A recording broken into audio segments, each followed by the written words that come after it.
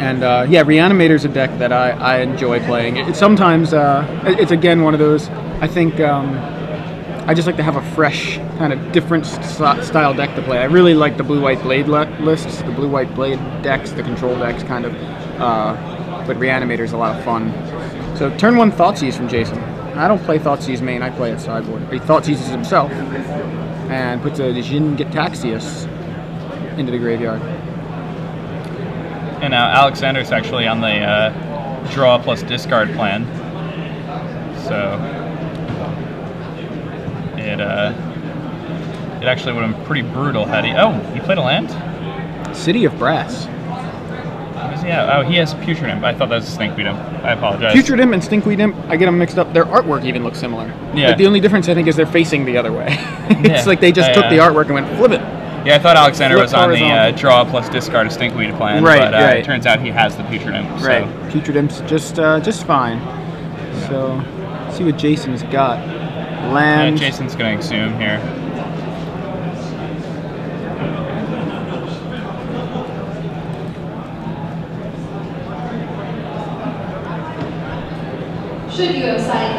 So you know what's interesting here? I don't think it happened. Jason Thoughtseize says target player reveals his hand.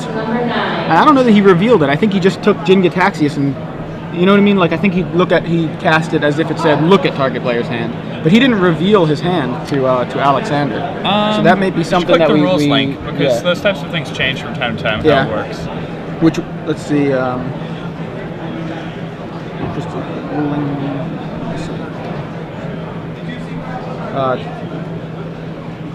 Yeah, that's so he should have revealed his hand. Yeah. I don't know if we could. Some way to. I mean, it's probably just a warning here. We're 1 turn back, but yeah, I mean, unless he revealed it and we didn't see it, he would have had to have been holding his cards pretty close to his chest and reveal them. But I just don't think he revealed them. You got it. Okay, cool. Brad Nett, if you are in the room, please make your way inside on stage. Brad Nett. Yeah, I don't mean to, put anybody on tilt here, but you gotta do what the card says. Yeah. And I'm assuming that's still correct. It says target player reveals his or her hand. That's to me means to the table, not just to you, right?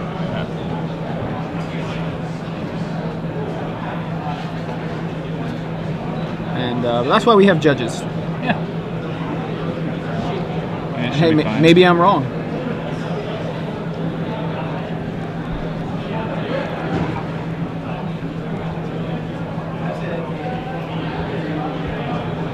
And it's just it's good to have the games played in a pure fashion where cards actually do what they're supposed to.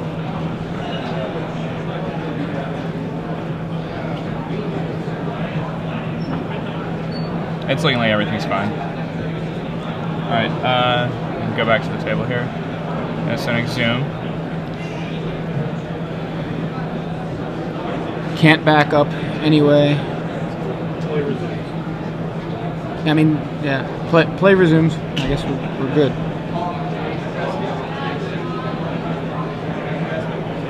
Alright, so Jin-Gitaxias is exhumed into play. And it's going to end his turn and draw some cards. Yeah, or, Jason may just die actually right now.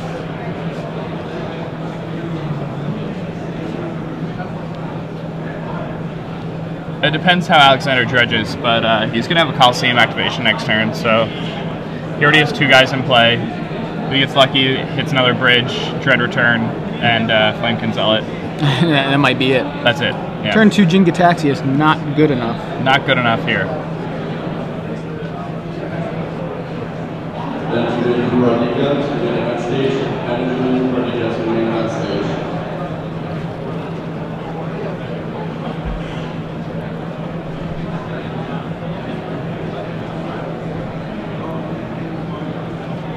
Yeah, what's nice about that Cephalid Coliseum is that, it looks like Jason has a force now, so yeah, he did draw a force off Jin-Gitaxias. Oh, no, well, he does have a therapy now in his graveyard, too. Things are looking real good for Alexander. Yeah, I mean, it's pretty, like right now, does he have a Stinkweed Imp in the graveyard instead of Putrid Imp? That is Putrid. Stinkweed? It's Putrid. Stinkweed, Isn't? okay. Oh, there's Stinkweed. I think it's 2 Stinkweeds. No, I'm pretty sure that. Yeah, you're right. No, you know what? I think he's got both. He's got 2 Stinkweeds and a Putrid, I think is what he's got. Okay. That's what I see. I see a Putrid Imp for sure. Just comparing the side of the card right there. And the Stinkweeds, I think, are 2nd from the top of the graveyard and then 5th from the top. So there's Stinkweed, right? Yeah. Look at the artwork on it. It's so similar. They're Makes it difficult. ridiculously similar. Yeah. And it looks like, he did hit the Flamekin Zealot. So Golgari Grave Troll. Hits an Archamoeba here. He did not hit an Archamoeba. He would have won the game had he hit an Archamoeba. Wow. That's kind of one of the reasons I don't like playing decks like Dredge, where you're kind of all in on this offbeat plan. Yeah, how many bridges does he have? Just one? I wasn't counting, but he definitely has at least one.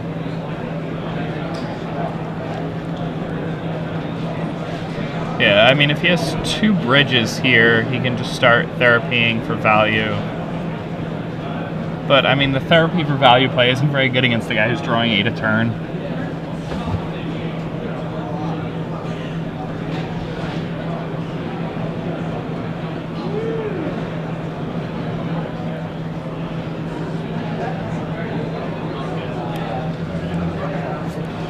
Alright, so all his hand is gone at the end of his turn. But his hand is gone anyway. So something that's interesting is, a lot of people on Twitter were saying that Alexander could have discarded Stinkweed Imp. Mm-hmm. Oh, and got it into play off the Exhume. Off the Exhume. But would he have had a Dredge card remaining besides Dark Blast? I think having a bigger Dredger might just be better. It's hard though. Alright, let's see. Alright, Cabal Therapy from Alexander. And he sees Brainstorm, Reanimate, Force of Will, Underground Sea, and Entomb.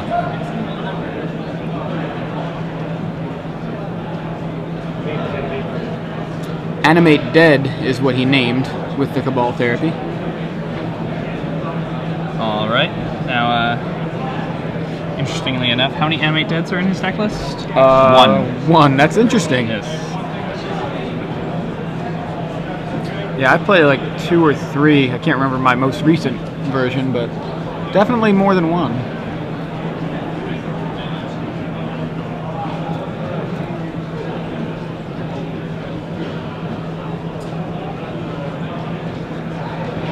Alright, Jason's going to go ahead and force the flashback on the Cabal Therapy there. And let's see if Jason can start doing some serious damage with these reanimation targets that he has access to now, thanks to Jin Cataxias. After all, he does, I think he has, does he have Entomb Reanimate? We know that? He has Entomb Reanimate in his hand, yeah, so he can theoretically go ahead and... he can Iona Black? Yep. He can, let's see, what else does he have here? Elish Norn, also pretty good. Yeah, for sure. I think Elish Norn probably would be the target here. Blazing Archon is one that I was looking for. He has that in the sideboard. Nice way to stop all those dudes. But I like Elish Norn better. I think I'd probably go Elish Norn over Blazing Archon anyway. I think either the Iona or the Elish Norn are the 2 picks that he would take most often here. He doesn't know it's in his opponent's deck. Right. You know, stranger things have happened than Dredge having a way to deal with an Elish Norn out of the graveyard. That's true. But it's weird because, the thing that makes me hesitate on Iona is that Dredge tends to do a lot without even casting a spell. So Iona on black may not hinder Dredge the way it would hinder another heavy black deck. You know what I mean? Well, yeah, but I mean all the ways sure. that it gains that advantage, it doesn't need to resolve the spells, but it needs to attempt to cast them. Like Cabal Therapy to make zombie tokens or Dread Return, like all those things, you can't do any of that. Right. So you can dredge your whole deck away, but it doesn't do anything. You just get Narcomoebas that make a couple tokens when they die, and that's it. But he decides to go with Elish Norn, and I like that play. Yeah, I mean, I it's like the very Elish unlikely that Alexander has any way to deal with Elish Norn, especially in the immediate future. And Elish Norn's just going to make his Taxius take chunks out of his life total. Alex should be dead by next turn. Yeah, pointed out on Twitter that Alex does have Icarid in the deck, which, Iona wouldn't stop either, but Elish Norn does. Oh, you're right. He is playing an Icarid version of Dredge. That's something that's become less common now that Faithless Looting is part of the equation. But Faithless Looting not in this list. Not in his list, so. Thanks, Gnarls Gnarlington. Sweet name. Yeah, definitely.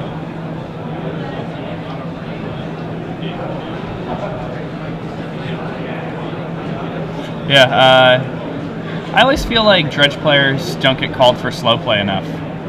Does that make sense? I never thought about it, but I'll try to pay attention now. Yeah, I think it's turn 2, right? I mean, it's not like he's not doing anything, though. You know what I mean? If he was sitting there doing nothing, he's, like, doing things. It just happens to take a long time. No, I know. In other cases, you may be very well absolutely... Yeah, no, I'm not saying that. I mean, he didn't take too long, and he was thinking for, like, 30 to 45 seconds, but he ended up conceding at the end of thinking for that long. It wasn't like he was like, all right, I'm going to drag this out as long as possible. He was like, okay, well, now I have no way to win, and I know that, so... Yeah, he's probably just trying to consider what ways do I have to deal with an Elish Norn, and runs through the deck list and goes, I can't Dark Blast 7 times in the same turn. I guess I lose. And Jason Terry does not have many anti-Dredge cards in his sideboard at all. But, I mean, Elish Norn's pretty good against Dredge.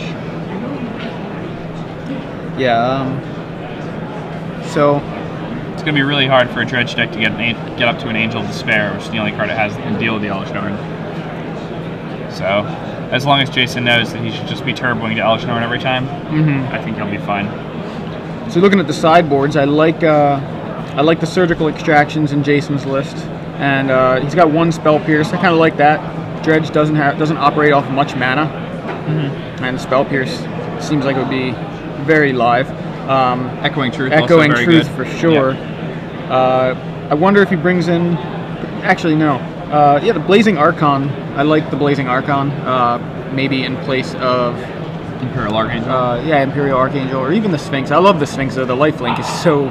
The lifelink actually matters a lot of the time, because sometimes the Dredge deck, especially against a deck like your Animator, is just going to be trying to grind you out with tokens. Things like that. But you have counter spells and things. Maybe cut, Pierce, and I think he plays 4 Force of Will, right? Yeah. Do you maybe cut the Inkwell Leviathan instead of the, you know what I mean? It doesn't seem like Dredge has that much removal. Yeah, so Dredge isn't going to be trying to kill it. It's just Inkwell Leviathan's just a big dumb dude, guy. right? Yeah. So Blazing Archon would end up being probably better, because Blazing Archon, if they're not going to try to kill the Inkwell Leviathan, or if they don't have removal for Inkwell, they don't have removal for Blazing Archon either. Yeah. And that's pretty good. No card's good against the red deck, Iona. Oh yeah. Yeah. Why do these Dredge decks not have 1 Iona in their sideboard? My favorite time playing Iona was what's that? The Never Die plan? Yeah, I guess so. What were you saying? My favorite time playing Iona was actually hardcasting it back in Standard when Jace was legal, like that blue-white control. That's like one of my favorite Standard decks of all time, right? It was Chapin's Pro Tour San Diego deck. Yeah. So it was right after Worldwake came out. It was Jace and Iona and Treasure Hunt. Back when you would pick Jace's up on the cheap. Right, yeah, when Jace was like $40, and no chance he goes up anymore, right? No chance. No chance. Yeah, I was grabbing Jaces left and right, so I think at the most I had 13 Jaces, because I was just grabbing them, and they just kept going up. Yeah, my friends and I have 8. Yeah. So there are like 4 of us who share the collection. Right, so. right. So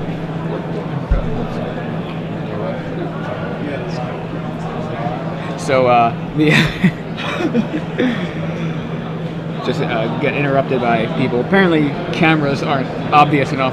Yeah. Cameras and microphones aren't an obvious enough indicator that we're talking on a camera. Yeah. Jesse, you should have just grabbed them. You need to be like the bouncer, dude. Yeah. I gotta watch this. I know, I'm just joking. We need a bouncer for the booth. Cross the streams. That's what I'm asking all of you to do. Around 3:45 today, cross the streams.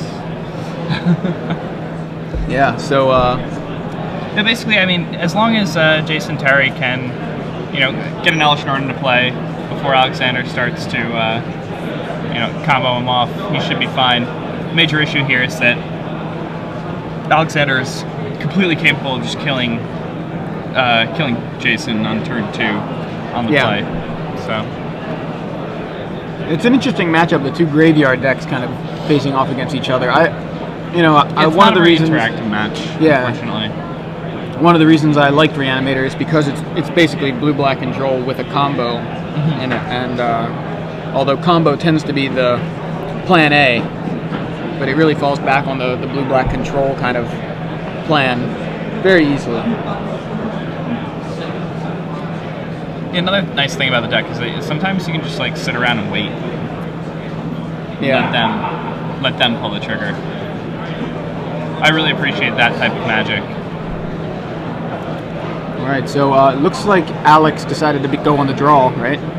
I think he chose to play and didn't have a land on turn 1, or didn't want to play. Okay, Yeah. He just passed from their play. Okay, no land. So I thought maybe he was trying to draw a discard. You know what I mean? Which he couldn't. He could have done on his turn 1 if he was on the draw. So he actually was on the play, and chose to pass. I mean, sometimes your hand is just well set up for that. This time, of course, he has a breakthrough. So on his end step here, he's going to discard that Stinkweed Imp, and during his draw step next turn, if he gets lucky and hits maybe 2 dredgers, he might just be able to break through and just kill Jason right away.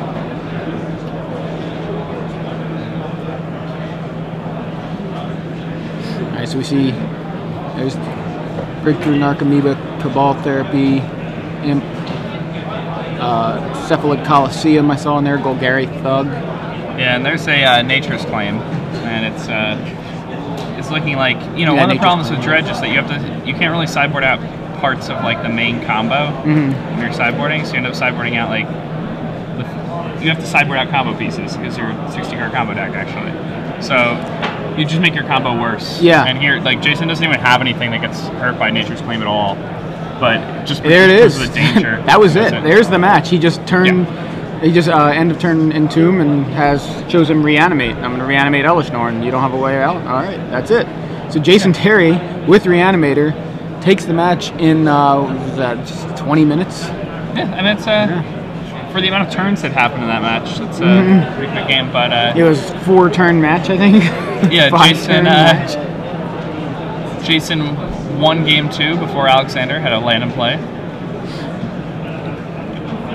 Yeah. I mean, that's generally against pretty most good way to do decks it. though. There would have been at least a land in play because they would have mulliganed, a no lander. But Dredge is fine with no land on turn 1. So next weekend, February 18th, 19th, the StarCityGames.com Open Series returns to Charlotte.